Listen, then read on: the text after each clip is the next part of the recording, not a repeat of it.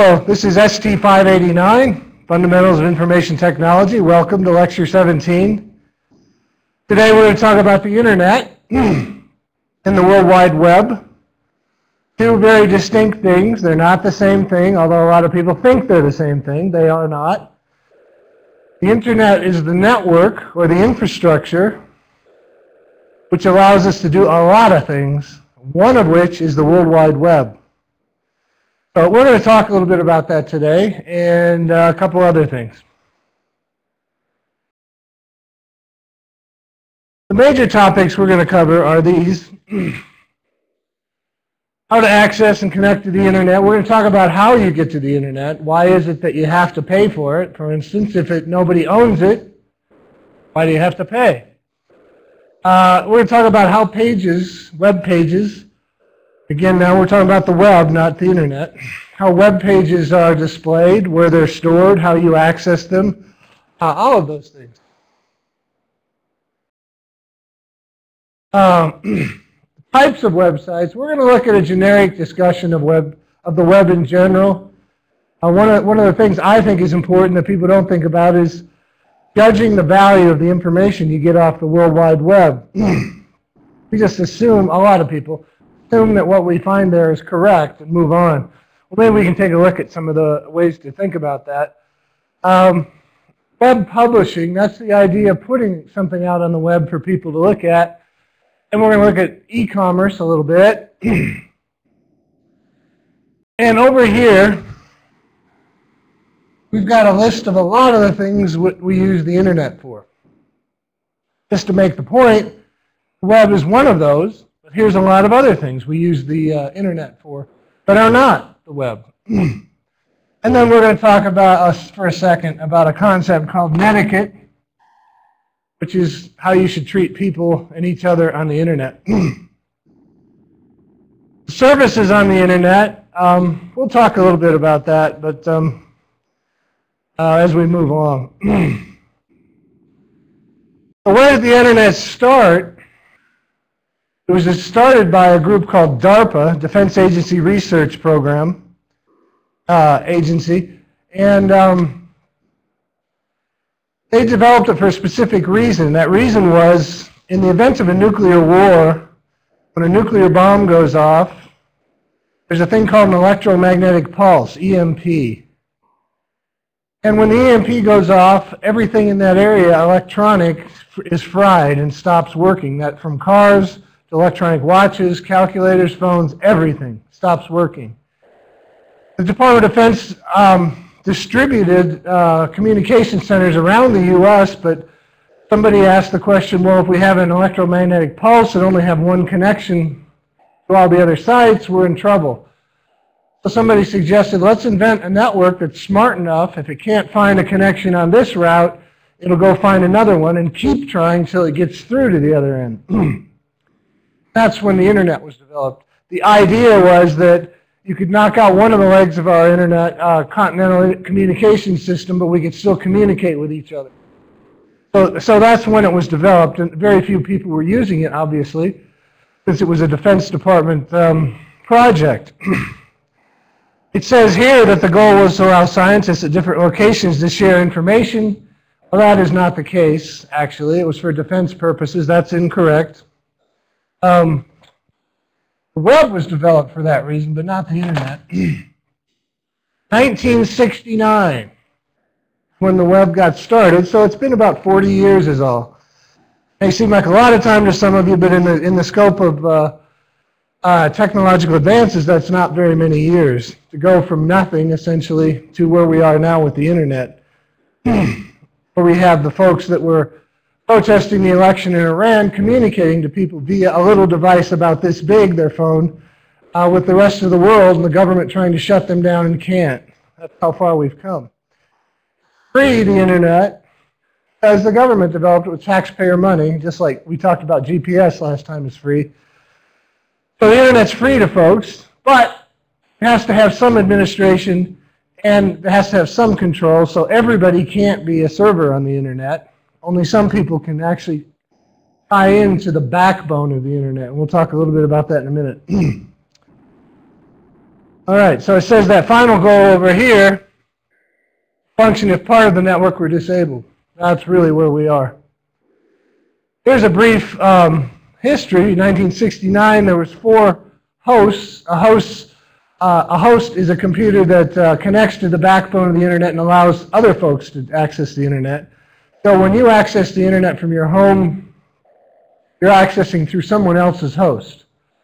In my case, my host is the University of New Mexico, New Mexico Tech, sorry, and I connect the internet through them. They, in return, contract for bandwidth with other people to allow them to access the internet with a huge pipeline, we call it, or bandwidth. But my host is really New Mexico Tech. 84, there was 1,000. Today, who knows, 500 million computers linked at any one time to hosts. Think about that. It's actually more than that. This slide's a couple years old. That's a heck of a huge network. It's incredible that it works at all, and it's a tribute to the design, the original design. The original design was that it would, once started, almost have a life of its own. Neural network. Once it's moving, it's hard. You cannot stop the internet. Stop it in a geographical area, but you can't stop it everywhere. As I mentioned last time when we were talking about networks, the government of Iran tried to shut down the internet during the election protests. And they did shut down the internet from ISP, Internet Service Providers. What they couldn't shut down was the cell communication from the phones, which is a different form of communication. And it connects to the internet in a different way through satellite and cellular networking, not the normal connection we normally get. And they couldn't shut that down because it's wireless.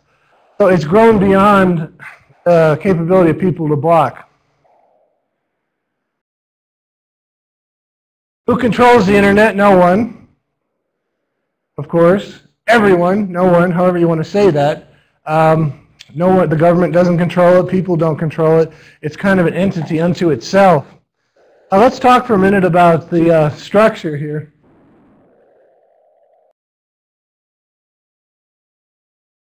I often draw the internet as the big cloud.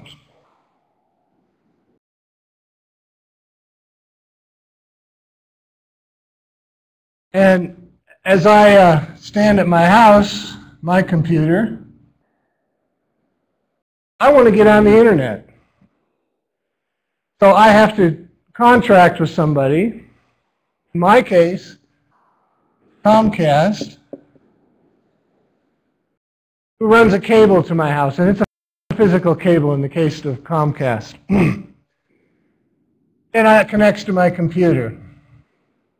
And of course, I have software, as we talked about last time with networking. Got to have a sending system. Something converts that signal to the media. And something at the other end converts that signal to something the receiver receives. So Comcast then is allowed to access that cloud of the internet. We can't access it directly. We're not allowed to do that, actually. We have to get it through a registered host, if you will. Now, there's a lot of those. For instance, the UNM Law Department can be a host on the internet because they're registered. Comcast is an ISP, or Internet Service Provider.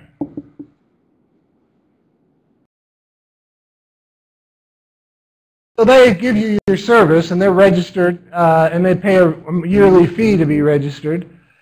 And in addition to not only, of course, being allowed to access this cloud, keep in mind that they're running cable. And they have modems, and they're actually, you know, they've invested a lot of money in this infrastructure outside the cloud to make it possible for people to get into the cloud, so that's why they charge money to give you that access. So they are allowed to access the internet. When you're in the internet, of course, is where it becomes kind of interesting. Once Comcast sends something out to the internet, it throws it out there. That green isn't showing up real well. We pop back here.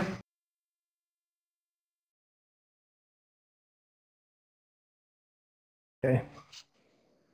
So let's try black here. So Comcast throws your message out there, and what happens, it has to find a specific address out there in somewhere in this cloud. Okay? Let me go page here. There's a thing called Internet Protocol,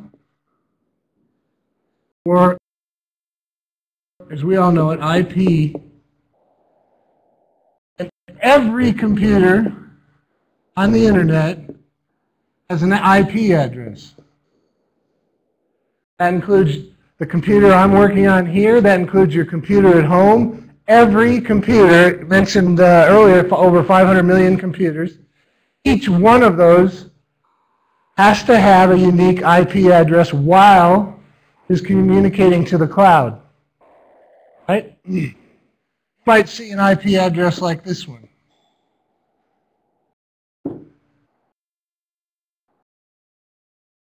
For instance, these are assigned and kept track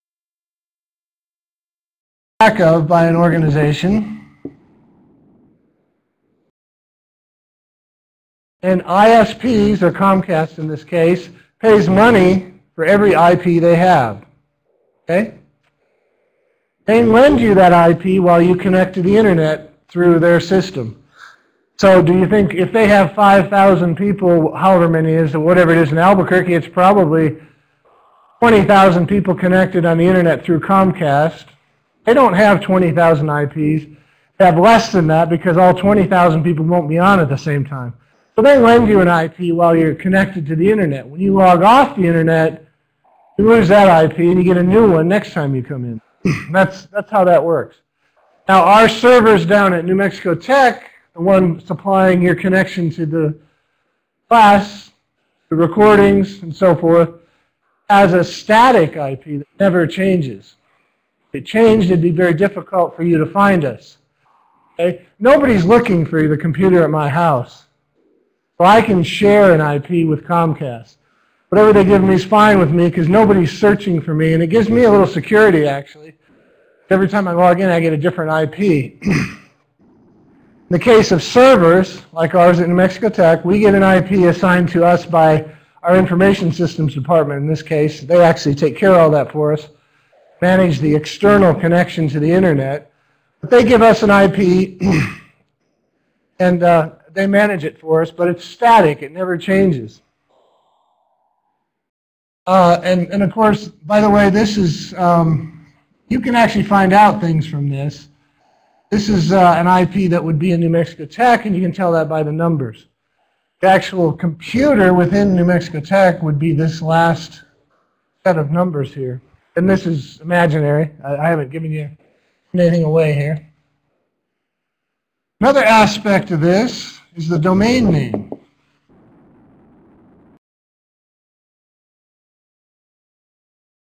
Domain name is a name you register.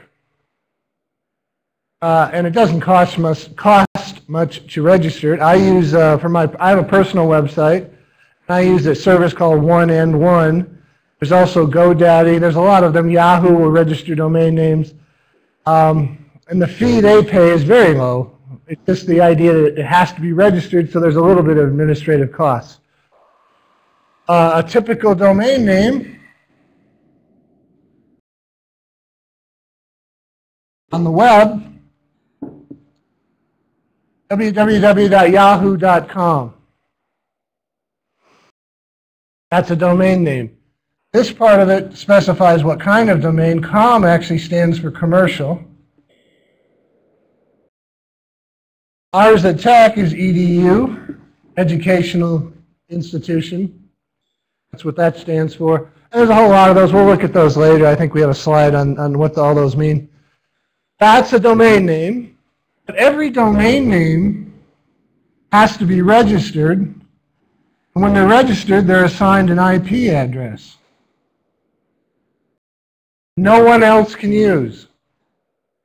That's your IP address. Okay? That means when somebody types in www.yahoo.com, actually a set of numbers or an IP address associated with that domain name. It was designed that way originally. The internet works off those IP addresses.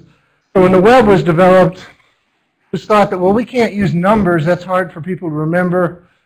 We need a different way to do it. We need letters, words.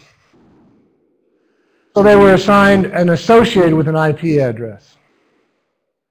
Every website, every computer on the web has an address on the internet. On the web, there's a domain name associated with each website. Okay?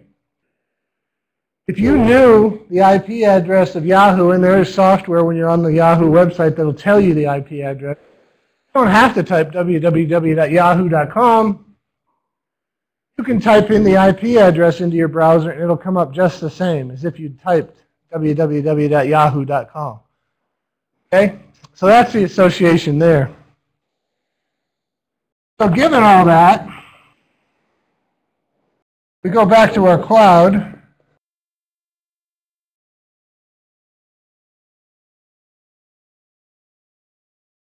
So you send in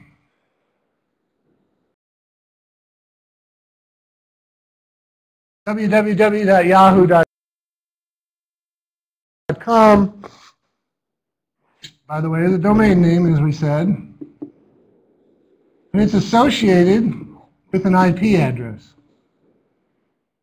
What you typed goes out to a machine called a DNS. Data name server. Inside that data name server, DNS, there's a table that lists all the domain names it knows and what the associated IP address is. So they can't keep all of them in the world, so it keeps the last so many that it's used. Ones that are used most recently, most often. So you have a DNS, at New Mexico Tech, there's a lot of DNS, data name servers. And the one I use probably keeps track of the URLs, the domain names I type in, so it's much quicker. But if I type in one that our DNS at Tech doesn't know, it goes out to the web, throws a query to the web, it finds a DNS located nearby, someone else's DNS, and says, do you know what this URL or this domain name is? Do you know what the IP address is? If it does, it tells our server, it adds that to the table. If it doesn't, it sends it to another DNS, another one, and it keeps doing that all the way around the world. Believe it or not, just keeps looking, finds another local DNS, local to where it's looking. I have this domain name. Do you know the IP address? Eventually, you find a server that knows that IP address, knows the domain name, or get close enough that it finds the Yahoo server and it says, oh yeah, that's me. Here's my IP. Now everybody knows the address, the mailbox it needs to go to, and it goes there. Isn't that amazing? That's just a heck of a lot of stuff going on. And all those DNS, data name servers, do all this stuff automatically. Now clearly it doesn't go on forever. There's a timeout. You can't find the associated IP address within a certain amount of time. It comes back and says, I surrender, I don't know what this is. Okay? So sometimes it takes longer to find, you might find out that it takes longer to find new weird websites than it does the familiar ones that you use all the time, and that's because of the search it has to go through. All right. So data name servers convert the letters, the domain name, into IP addresses so the server you're looking for, the web server, can be found. Okay. In a nutshell, that's the way the web works, the internet works. Domain names associated with addresses. Every computer on the internet has an address. So when you type or send out an email, you're sending it from an IP address. you got from your ISP. Okay? Every computer that accesses the internet, I can't say this enough, has a unique IP address. When we talk about the web, we have this consortium, W3C. They have a web page, and of course, and you can go there and find out what they're talking about. And their reason for being is they want to keep the web as it is. They don't want it made, a lot of changes made. They want to maintain standards. Like most things, without standards, the web won't work. So they're kind of like a committee that thinks about ways to change the web, although they try not to change it. How can you connect to the internet? Dial-up.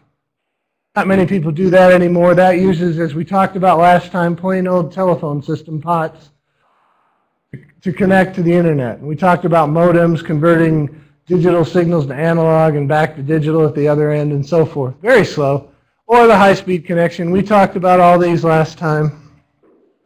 I think I failed to mention that what FTTP is. It's fiber to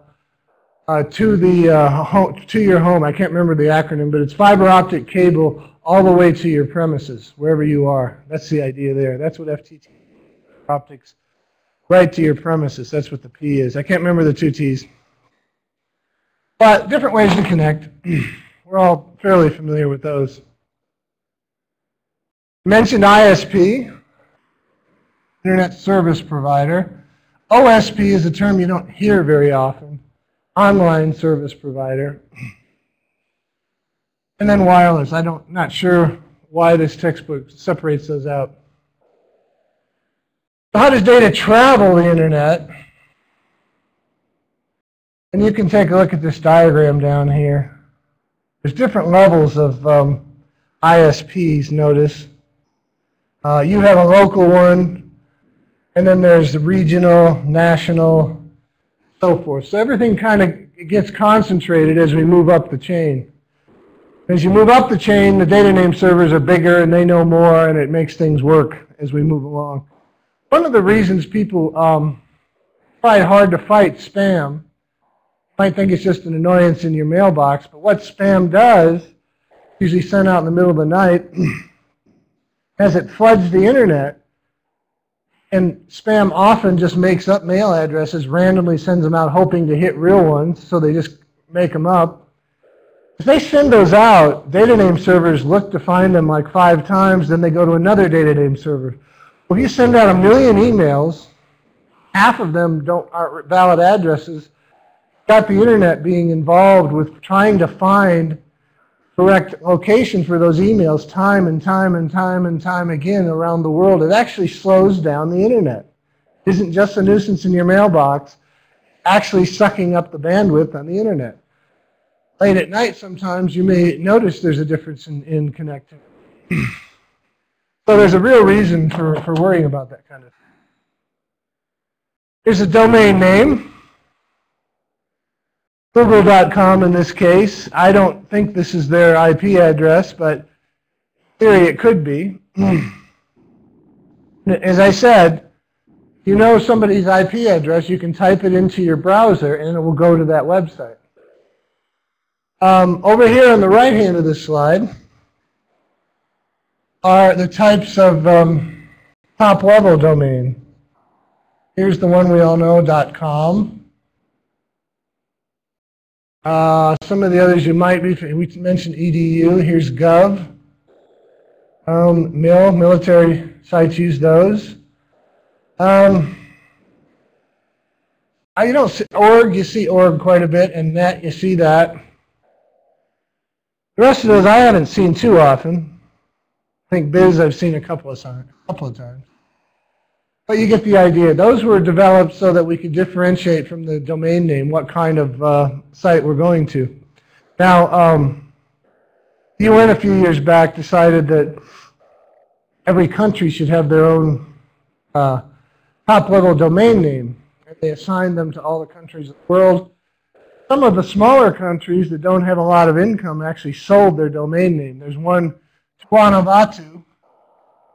Their domain name was TV. So they have a pretty good business going on giving people involved with television domain names. So you have www.edgeofnight.tv, www.dealornodeal.tv. So they actually have a pretty thriving business selling stamps, coins, and domain names. But those things are available for people if they want to pay for them.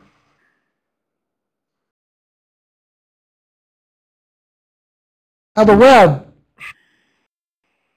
uses the internet as the infrastructure, as the network. And this is a great definition.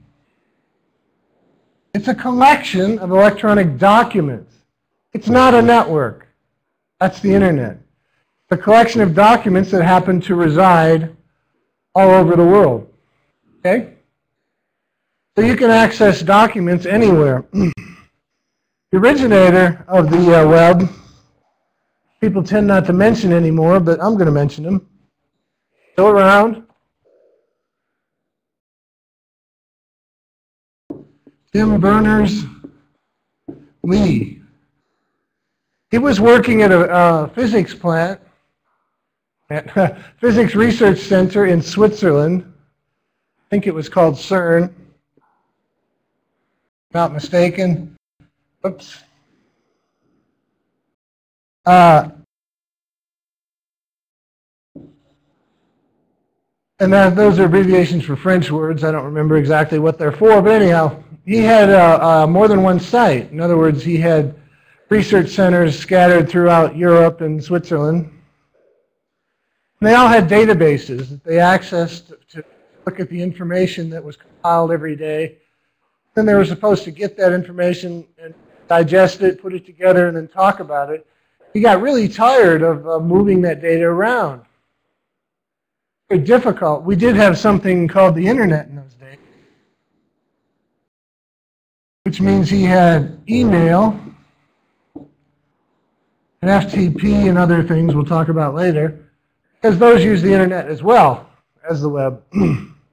So they were moving files via this process called FTP, probably, I'm guessing. Stands for File Transfer Protocol. Just another communications protocol that uses the internet, designed specifically to move files, data. But he got very tired of that, because you'd have to actually type in the commands, move the files, and then look at them, load them into a local database on your computer, and it took time and effort. So he thought to himself, wouldn't it be nice if I had a program that didn't care where the data was located physically? So I could just tell it, go out to the disk drive in Basel, and if I was in Bern, Switzerland, go to Basel and Lucerne, Switzerland, and look at that data on their computer. Show it to me on mine, but don't move it necessarily. Then they wouldn't have to worry about moving it daily. He developed software to do that, what we now call the web.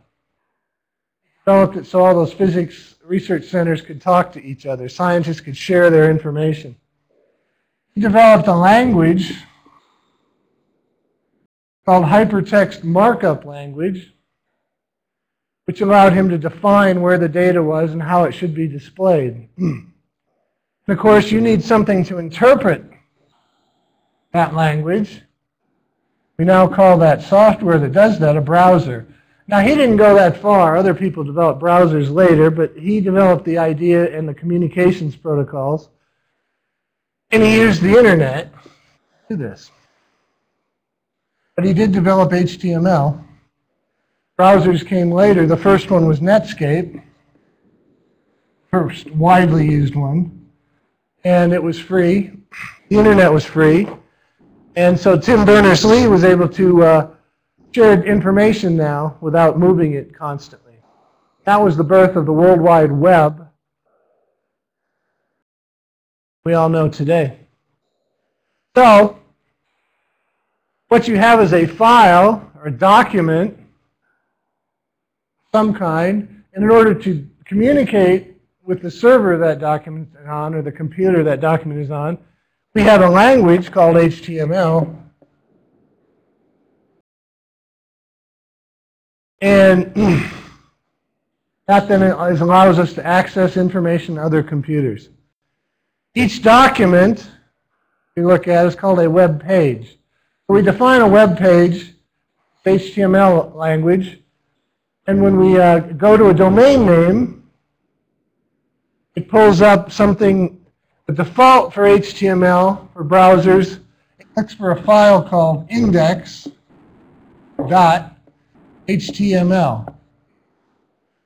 Unless you tell it something different, when you type in yahoo.com, it looks for that file by default.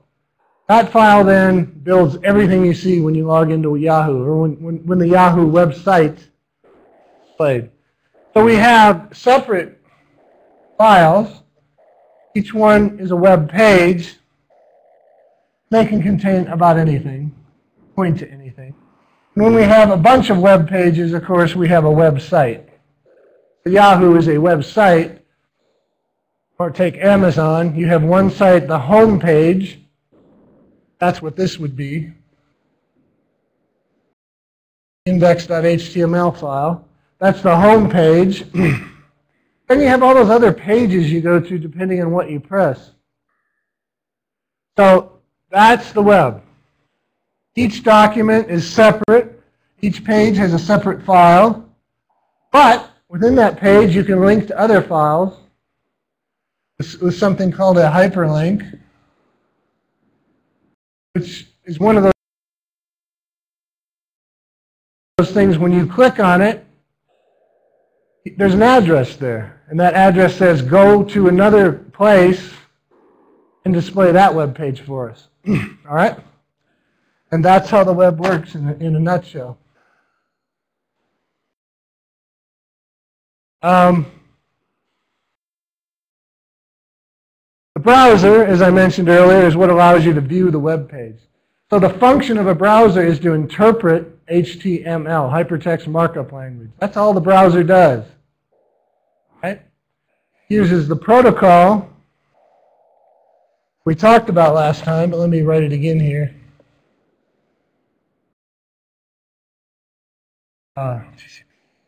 IP. Transmission Control Protocol / Internet Protocol. It uses that communications protocol to access the web. These are a few of the more popular browsers. Netscape seems to be a little bit fading these days. Firefox is free by an organization called Mozilla.org. It was originally built, by the way, on Netscape, but it's gone a long way beyond Netscape. Firefox is the alternative most people use when they don't want to use Internet Explorer. Internet Explorer, of course, is Microsoft's version of a browser. And they were all based on Netscape originally way back. Netscape was the only one available at one time. Internet Explorer, of course, is on over 90% of the computers in the world. Now, if you're an idiot that writes viruses and malware, as it's called, badware, we'll talk about that in the next lecture. Are you going to go after the one that's over 90%? Because, of course, you have some personality disorder, which means that you want attention.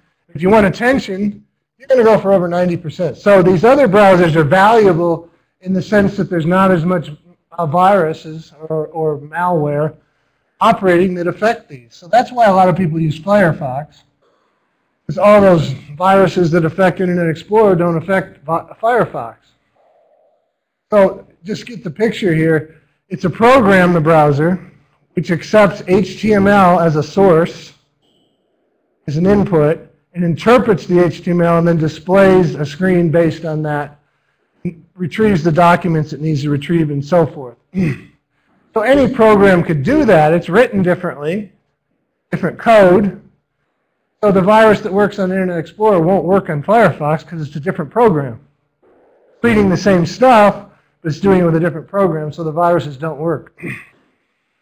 Opera is another pretty big one. I believe that runs on the Mac, if I'm not mistaken. Safari, I think, is Apple's, or it's what a lot of people use on the Apple. I think it's Apple's, actually. They developed it. It's free. If you use iTunes on your PC, every time there's an update to iTunes, there's usually an offer to install Safari on your computer. If you don't like Internet Explorer, you could try one of these others. Just do a Google search, find them, and download them. It's not a problem. And they will work. They work a little differently than Internet Explorer, but they work. And some of them, a lot of people feel they work better than Internet Explorer. Plus, there's not the security risks.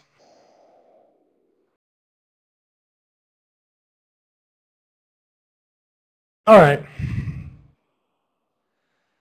Here's how a browser displays the home page. And the one they're looking at here is msn.com. So it looks up the home page. Remember, it uses that DNS, but probably if you access MSN all the time, that's in your local DNS server, and it's probably pretty quick. That gets the IP address, which is sent out to the web, find that location. Then what happens? It finds the home page web file or web page on the MSN server, identified by the IP address, retrieves that file, brings it back to your computer, offers it to your browser, and your browser says, oh, that's an HTML file, I know what that is, and it starts interpreting it. And it does what it needs to do based on what's in the web page it retrieves. That's how the web works. What's the network it's working on? The internet. The protocol, TCP/IP. All right, that's the web in a nutshell. The home page is just a term for the first page that displays. Oh, you know what downloading is because you download stuff from our portal. Tab browsing is just what the new versions of Internet Explorer do, and Firefox has been doing for years. But finally, Microsoft got around to doing it, so it becomes news. A URL, another term for the address of a document on the web. It stands for, I think it's Universal Resource Locator. That's what a URL is. It's an address for a location. Here's the breakdown of a web address. Protocol, remember we've talked about that. That's how things communicate. Our protocol is English right now. You might think of it in those terms. Protocol is HTTP. Stands for hypertext. Oh, writing very well today. Hypertext transmission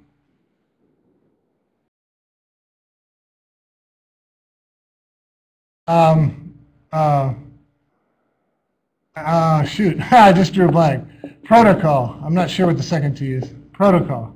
Hypertext transmission. Hypertext transmission protocol. So there's the first T. Second one. Let me erase this and start over.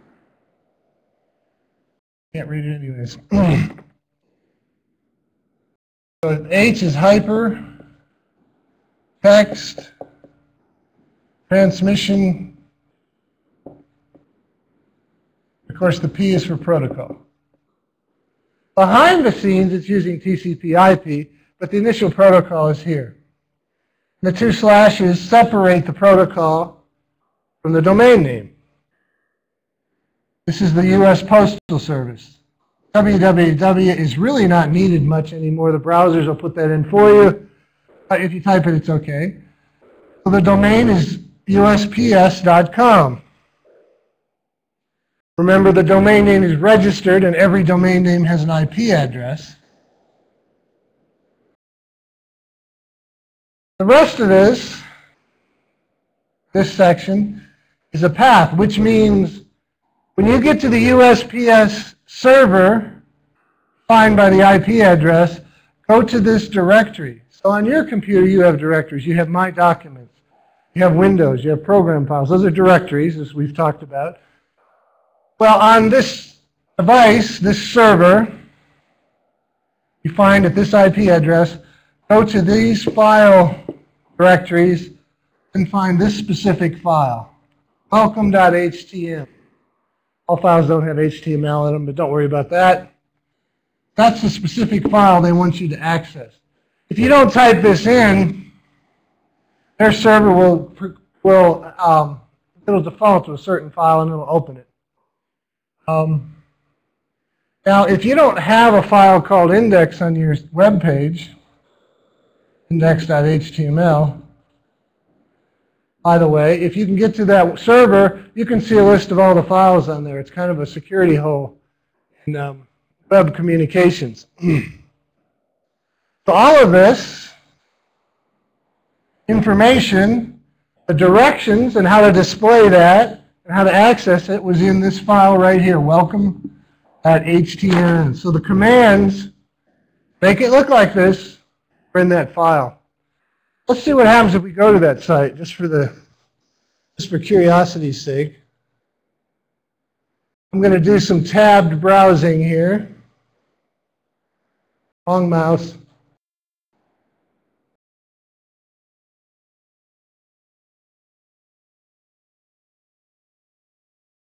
Sit down here a minute. I'm going to go to www.uspostalservice.com.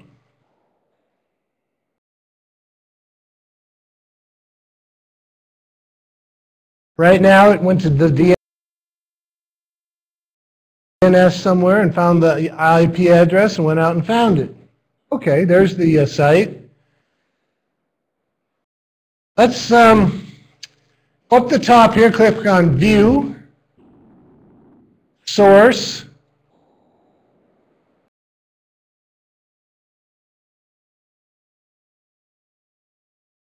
Well, maybe they have this blocked on this site.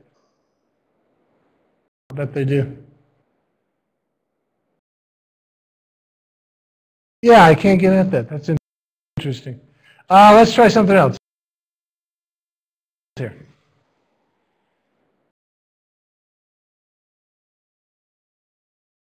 Go to Yahoo.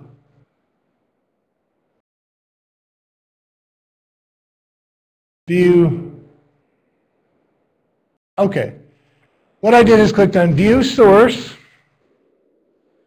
I know it's hard to see on your screens there, but what we have here is the HTML that displayed the Yahoo page.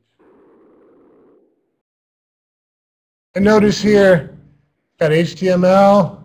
Here's the W3C, that organization we talked about. So it's saying, here's the standards, and we're using the strict standards over here.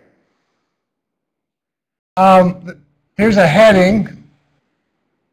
So anything in this document, until we get to a place that says end heading, I don't know where it is in here, but that's what it's going to look like, is a heading. I'm just going to go over this briefly. You don't have to remember this. When you see something like meta, that means we're hiding this information from your browser. Your browser will ignore these statements. However, the search engines do not ignore these things.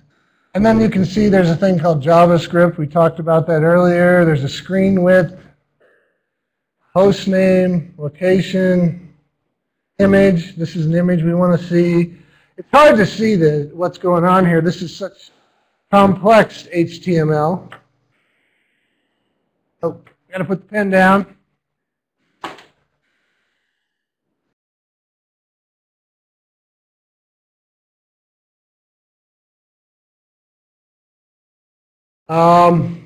Boy, let's see. This is how web pages are done. They're very complex these days. Let's try a different one now. And I just want you to see how easy it is to see this source.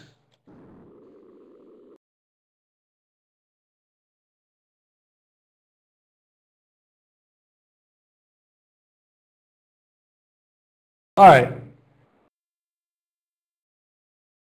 This is a website that's a little simpler than Yahoo. Let's look at the source on this one. And you can do this to almost any website. Notice here, it says La Rube's starting point. That's the title. Can we see that over here? Yeah, that's up here in the top. So the reason that says that is because of the code that we just looked at. So that title up there is there because of the code in here. Now, you see when the going gets weird, the weird get weirder. All that stuff on there, but the metadata here, here's the title, there it is, sorry, I didn't see it. That relates to why this is here. Okay? These style sheets and so forth, don't worry about that. You'll notice the description of the website is this. We're going to talk a little bit later about search engines. Well, this is one of the things search engines look for, is metadata, it's called. So the title, I want them, or whoever this is my website actually, I want them to use when people retrieve this in their search engine is the one I put in here. All right? I don't use this much, it's just something I was experimenting with. So I can put all kinds of things in. There's other things you can put in metadata. If you go to a search engine and ask for keywords, well, one of the things that you can put the keywords up here. In other words, keywords you put in there are what you want people to find your site under. Okay? If you sell fish, you're going to put fish, carp, trout, whatever it is you sell in there. So when people search for those words, they'll find your site. So the search engines go through here to look for that stuff. So you can control how the search engines display or how people can find your website based on what you put in the HTML. I don't know if there's anything else down here that's worth looking at. Not really. A lot of stuff here. Let's see. I was looking, I guess I don't see it. Okay.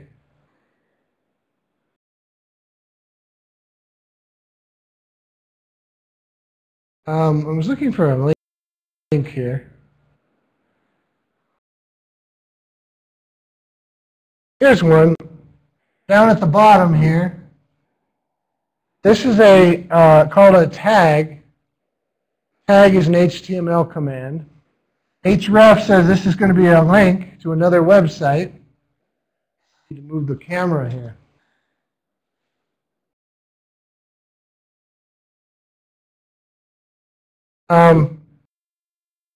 HTTP, there's the protocol. Here's the domain name. This is eBay. And then this is a web page on eBay. This target blank means give me a new window to display that web page when somebody clicks on it.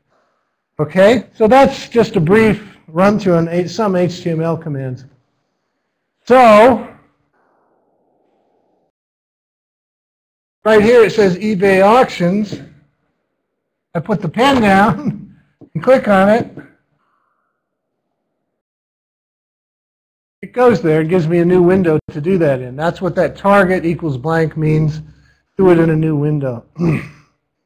Nothing out there to buy. Okay. So that's a brief rundown on HTML and how the web interprets that and how it actually works. So all these little pages and all these servers all over the place, group of them will be a web page. A hyperlink, a link we all know it as, just brings you to another page. It can be found on the same web page. You can actually go to the same file with a link or another file or another server, anywhere you need to go. Now this is a little diagram in case you're not aware. There's links. The links don't always look like some text with an underline. And you can look at that and you can see that this little, for instance, little yellow dot here is a link. Ones that say go or something, those are links. Search engines. Here's a list of some of the search engines available. And as I speak, Microsoft just announced a new one called Bing, I think. There's several kinds of search engines. A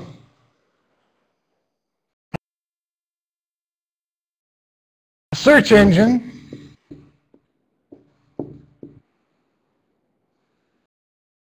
has a bunch of programs that we would call bots, short for robots.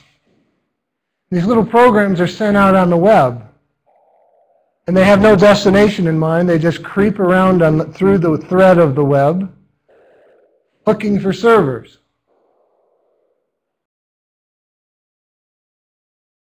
And bots have a lifetime. They only live so long and then they die. Stop operating. When the bot finds, bot is a program, when bot finds a server, then goes into the server and looks for files, a type that tell it it's a web page. It finds those files, it searches those files.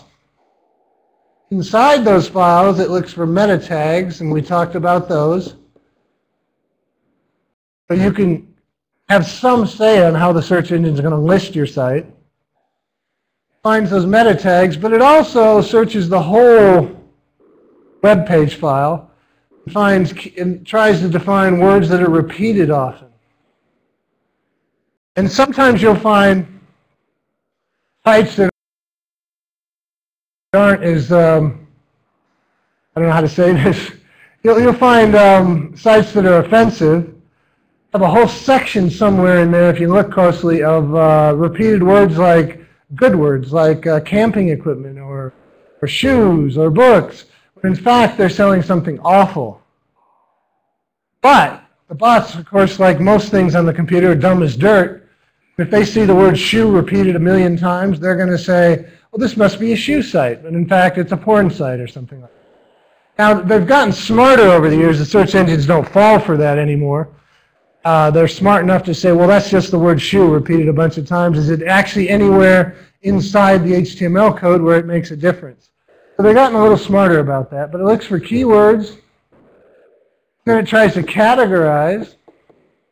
Well, in fact, the bots, I'm getting ahead of myself here. The bots then send this information back to the server on the search engine site. On the server, it analyzes it. And then it tries to categorize what it found, put it into the search engine. The next thing the search engine does is keeps track. And it will keep track in its database if there are other websites pointing to the website the bot was searching.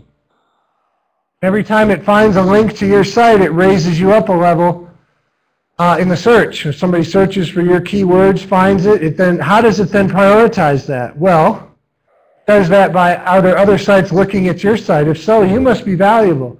There's a lot of sites pointing at Amazon, Google, eBay.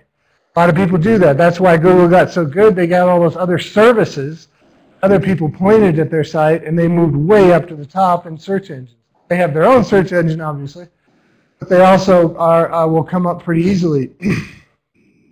So they have that database full of information, then they prioritize it. A lot of people that might sell fish, who do they put first? They want to be objective. It's not based on money. It's based on how many times people go to your site, how many other sites are looking at your site. So some companies actually create bogus sites pointing to their sites to try to raise themselves on the search list. So, but that happens. And they try very hard to make this objective. Now, Google doesn't publish It's algorithm for searches. It's top secret. Nobody knows how Google does this. We have some idea because people can run experiments and find out how to move up and down the list. But it's very secretive. In fact, one of the biggest jobs at Google is math majors.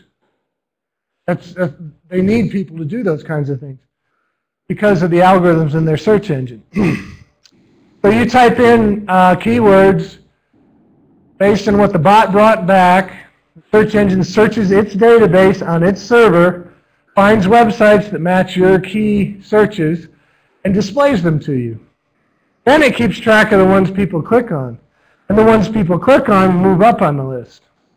So the more people use them, the more you move up on the list. There's another kind of search engine, and the one I use often, called Dogpile. I'm not going to think about where that name came from. This search engine searches other search engines.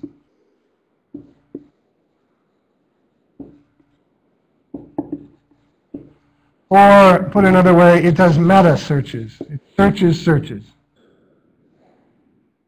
What does that mean? Well, that means that when you type a search into Dogpile, it sends requests to Google and Yahoo and probably now Microsoft's Bing. And it says, I need to search for this. Those sites will return the results via a data file. Dogpile takes that data it got back from all the other sites and then puts them into their database. When you do the search in their database, you're searching information it's compiled from a bunch of other websites, search engines. So in some ways, this is probably more complete search than just a regular search engine. But of course, it is dependent on the other search engines. But they allow it to do that because Dogpile pays a fee probably to Google. Companies can do that, pay a fee, and Google will give you the data behind the scenes so you can do your own analysis of the search. That's a meta search engine. Dogpile is one of those. Might give it a shot. You notice it's listed here. Here's Dogpile. Here's Google, of course. And Bing is the new Microsoft one. I think it's Bing. MS.com, probably going away. There's Yahoo, and so forth. It's kind of interesting, this Alta Vista, there's a name, that was a name being used by a guy who developed a database years ago. And the database company failed, but he kept the copyright on the name. He was working at a 7-Eleven, and I think it's HP developed that search engine with that name, and he waited till they had it on the web and couldn't really change the name, and he made them pay him off quite a bit of money. I think he's retired now. But that happens with the web. So those are some search engines if you want to play around with those. Different ones. They all give you a little bit different results because their bots are different and their algorithms for searching the data is different. Subject directory, well, you can actually use those in Google or Yahoo searches if you want to. Most people don't bother anymore, but it used to be important because you couldn't find what you were looking for. The searches weren't real good, so you actually had to do searches on topics, then search the detail. That's the idea. A phrase that's often used, if somebody clicks from a search engine and goes to your site, that's a hit. And Google has a whole revenue source now based on that. You can do Google advertising, which means that they have a separate part of their search page, which is when somebody does a search, you get the objective one over here. On the upper right, you'll see suggested links. People pay for those. Normally what they pay is only if people go to the site. There's different structures. Nobody ever clicks on the link, you don't pay anything. Somebody does come to your site, that's a hit, it's called. It's one of the things you keep track of to see if your website is actually. Types of websites, I'm not going to go over this. I think we've talked about a binary log, a blog. You probably all know what that is, a social network. are sites where people communicate with each other, like Twitter is one, and Facebook, MySpace. Those are social networks. How do we evaluate websites? In other words, we do a search on Google, and we find a website and it has information pertaining to what we searched for. How do we decide if that's worth looking at? Well, here's some ideas. Do they have an affiliation, which said another way, do they have an axe to grind? If you were to see a site on use of guns, down at the lower right-hand corner, it said the National Rifle Association. I mean, I own guns, and I think people should own guns, but I'm just saying, if they have an affiliation, then clearly they're trying to further their agenda. So you need to keep that in mind. Who put this website here and why? What are they trying to get you? It doesn't mean it doesn't have factual information. It means they're only going to give you information that they want you to. You know how that works. They have an axe to grind. The audience. Who are they aiming at? Who do they want to talk to? Why is that important? Well, judge how accurate the information might be by who you think they're aiming it at. If they're aiming information at children, probably the information is a little different than if they aim it at adult college professors. The information is going to be a little different. Authority, what that means is, do they prove the information is objective? Or do they just kind of state stuff as facts? I mean, do they reference things? Do they say, according to the U.S. Government Census Bureau, here's a fact? Or does it just say, 8 out of 10 households eat Comet Cleanser for breakfast? Now, you don't believe that. Well, here's an authority. The U.S. Census Bureau says that's true.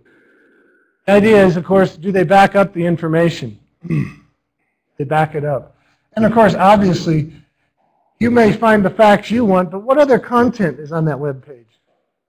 That might give you some idea of these other things. Who are they aiming at? Why is this porn site listed over here? That kind of detracts from their message a little bit. There's a link to this, which means they're making money.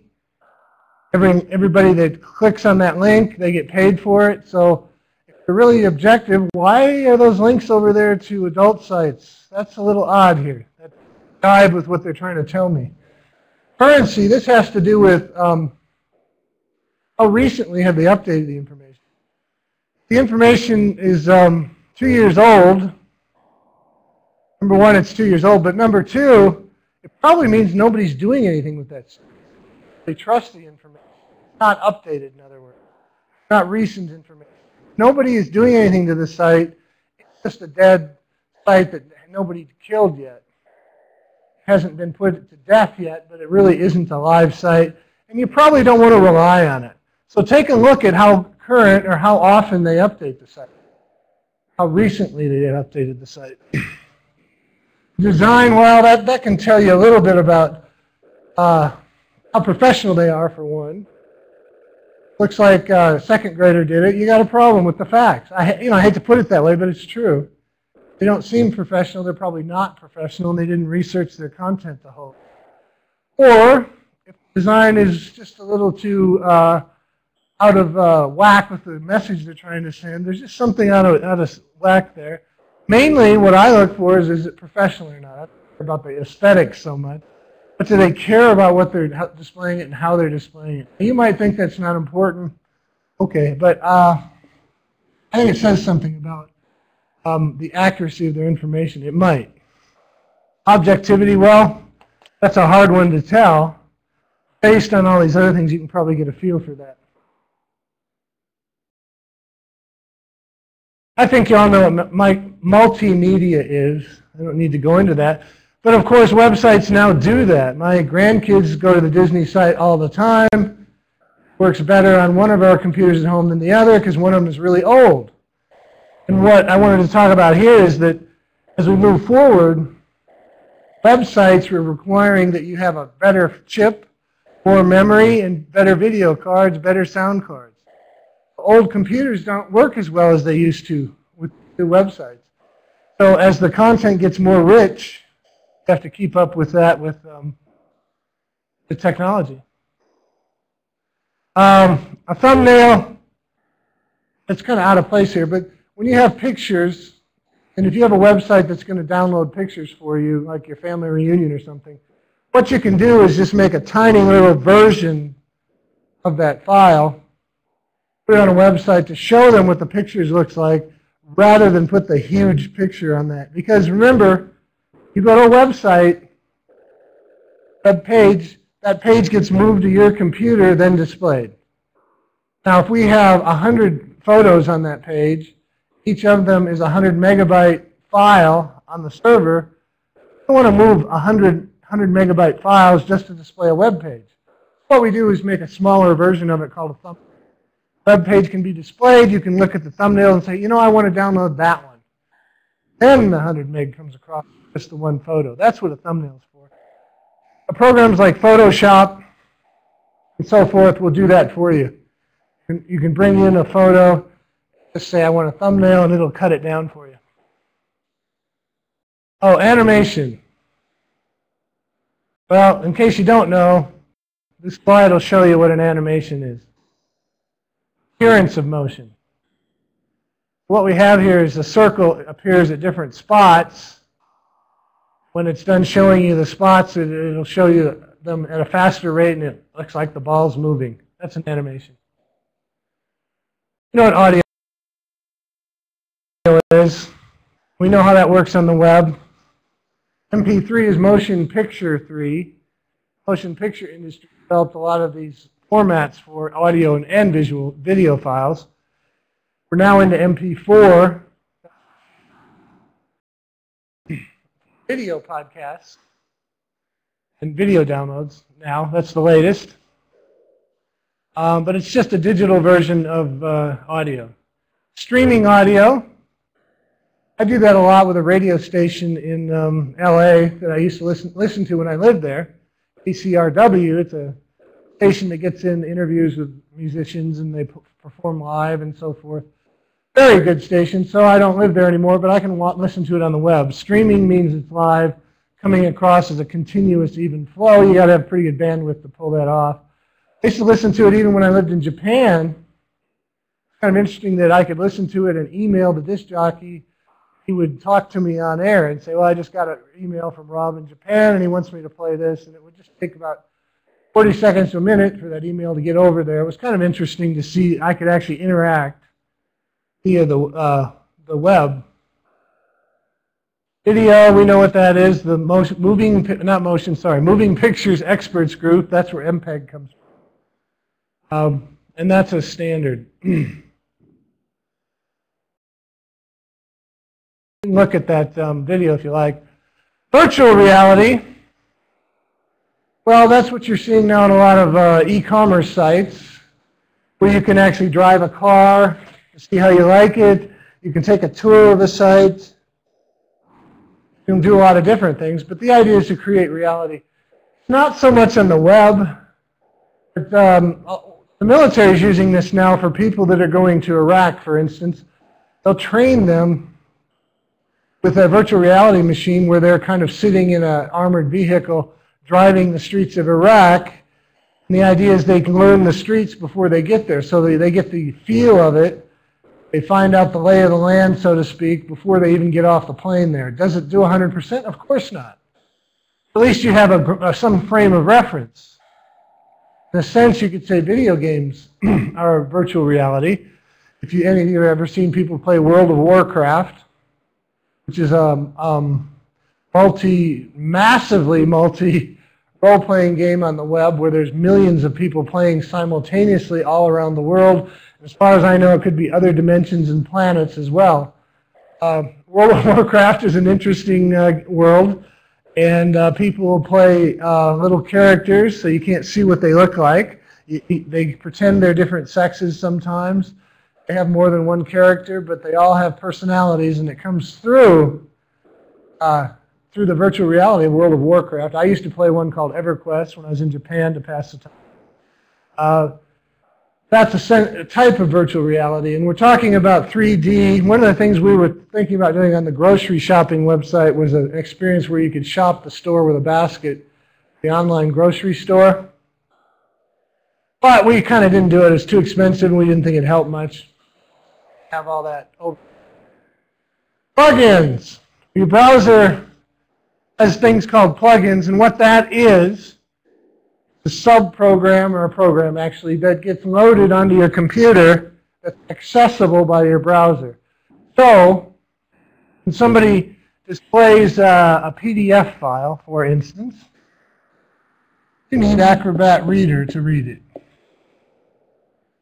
So you'll get a little link from your browser. When it senses there's a PDF file, it'll go to the hard disk and open the Adobe Reader so it can display that file for you. The idea is you don't want the browser to be smart enough to do that on its own, because that's the intent of the web, to keep it simple. The browser doesn't want all that intelligence, but plugins, we can give it a way to handle that situation without having to rewrite the browsers. The browsers stay simple. Flash player, well, our online streams for this recording, we use a Flash player plugin. You probably already have it, don't even know you needed it. But in order to run our files, you'll need that plugin. Java, you all know about Java, constantly updating on many systems. These are things that allow your browser to do more than they could do if it was just your browser. Without having to make the browser more complicated, you have a link to another program. That's a plugin. And you can look at your plugins by clicking on Internet Options if you want to in your browser. Well, web publishing is just simply the idea of putting these HTML command files out on servers. Now, could you publish your computer? Probably not, because you'll need one thing, a static IP address. You can't have a web page without a registered domain name, and to have a domain name, it has to have a static IP address. So you probably can't do a web page on your computer. Could you share it? Yeah, we talked last time about sharing your computer, letting people see stuff on your computer, peer-to-peer, as you recall. You really can't publish a website unless you have a server registered on the internet. And most of us don't have that. E-commerce, electronic commerce, I think you all know enough about that, but here's the three types: business to customer, consumer to consumer. That would be, we know what this is. This is Amazon, right? Business to business. Well, this is where a website will, that says Amazon. Hard to read. Business to business is where, for instance, if you want your supplier to know your production run so they can supply you correctly, it's just a way to partner. Consumer to consumer, well, that's eBay. Those sorts of things. eBay just supplies a service. The rest of all that stuff happens between consumers, right? You put a product out there, somebody bids on it, they buy it. So eBay's the service, it's consumer to consumer. Which of these do you think is the biggest? I'll let you think about that one. Email, electronic mail. It uses the internet, and it's not the web. It's another protocol. It's email protocol. IMAP, SNMP, those are different protocols for mail. You can look them up if you want to.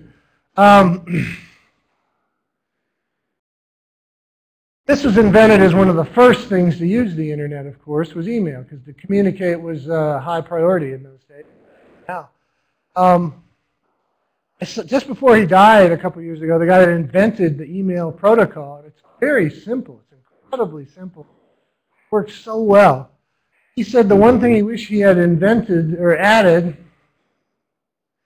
was a way to keep track of receipts. Very difficult to do that. And he said if he had done something like that, we could have prevented all the spam. In other words, if you had to accept the email, spam would not exist. So he did it intentionally because they wanted to keep it simple. They had no idea it was going to grow like this, of course. They were thinking of defense purposes, research purposes, not for erectile dysfunction. But he did say to him, he did give a talk, and one of the things he mentioned was, if I'd added one little bit of code, we wouldn't have spam today. He's probably exaggerating, but email is very powerful.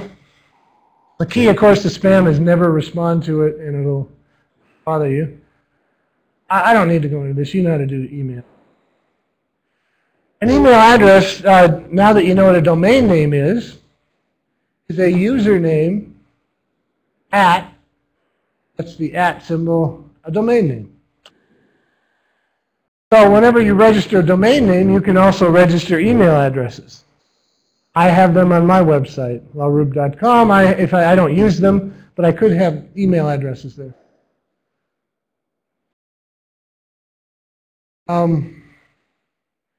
Being that email uses the internet, remember, finds a way to get to the location some way or another. It sends out, if it doesn't know the domain name, the IP address it's going to, it sends out a help message essentially to DNS, data name servers. One of them eventually knows where the email needs to go, what server it needs to go to. Notice there is an email server where you get your email from, eventually. And of course now we can get email on our cell phones, and the process goes on. Yeah. I guess that's about all I want to say about that. Mailing list, or Usenet group it used to be called. And that's the idea there is if somebody posts a message on a list, it gets emailed to everybody. You might think, well, so what? Well, it's very valuable for research papers. In fact, it's still used for medical research. You can subscribe to a mailing list about heart surgery if you're a heart surgeon. And if somebody does research, they post it once on that server, and the server automatically emails it to everybody that's subscribed. Now you only need to send it post it one place. You don't even know who's reading it. It's a way to share information quickly, and you don't even know who's getting it. So you subscribe to these services, and they're still out there. This was one of the early uses of the internet, though, because we didn't have text chat, we didn't have online things. Everything was done through mailing, asynchronous. Instant messaging, we all do that with our kids and grandkids and each other now, while we're driving in some cases. That's just a message that goes using a different protocol, but it uses the internet. We know what that is. Chat. Well, chat has come and gone. I don't know. It's still big, I guess. But I was one of the early users of Yahoo Chat. And it did video cameras. It did text chat. It did everything you can do with the internet. And they ran into some bad publicity with people using it for nefarious purposes. Yahoo Chat has kind of become, this isn't as big as it used to be because they had to do some editing and so forth, some censoring. But chat still exists, and a lot of people are still doing it. Obviously, you hear about it on the news all the time. It uses the internet again. This is a growing area. Voice over IP.